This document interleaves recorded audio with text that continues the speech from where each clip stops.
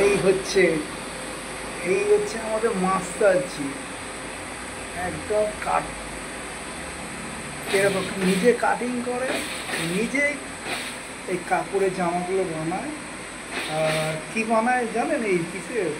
এটা হচ্ছে ঠাকুরের জামা, এই গোপাল ঠাকুরের জামা, গণেশ ঠাকুরের জামা, তারপর গণেশ ঠাকুর বসবে তার আসন, টোটাল জিনিসটা ইনি বানাচ্ছে। লোকটার মুখটা ভালো করে দেখুন। হ্যাঁ, এই যে উনি যত দিন আছে সবাই কাপড়,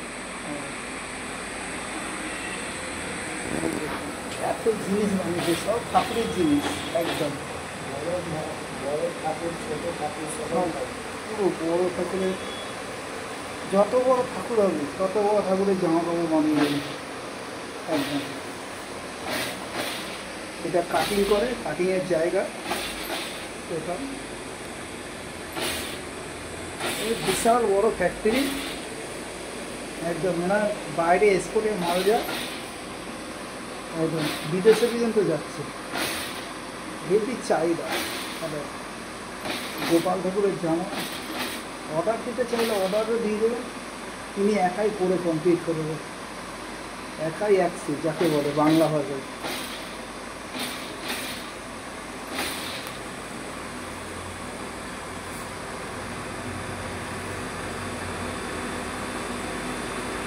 এত সুন্দর কাজ না না হাতে, তাদের ধারণার বাইরে।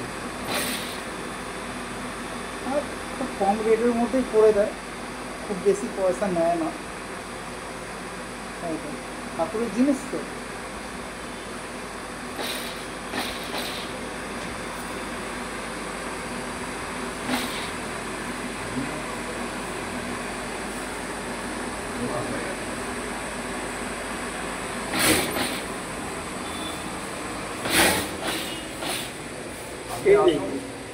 এই লোকটাকে দেখুন, আপনি আসুন, আমাদের ওপরে মাল ফিনিশিং হচ্ছে, চলুন আসুন, ওপরে মাল ফিনিশিং।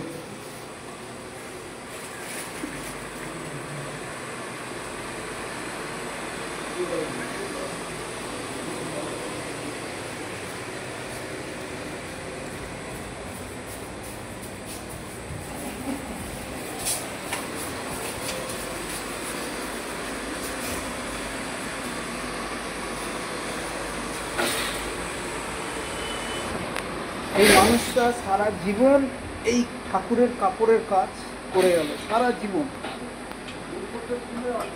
কুমোরটুলিতে কি যেন নাম আছে, ইনি কুমোরটুলিতে কাজ করেছে।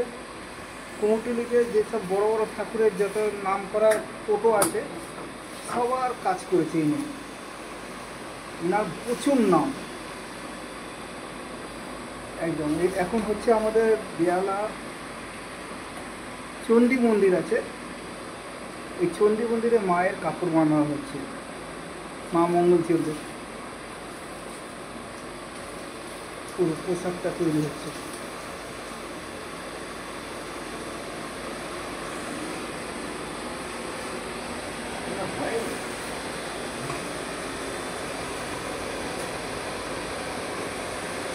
গৌর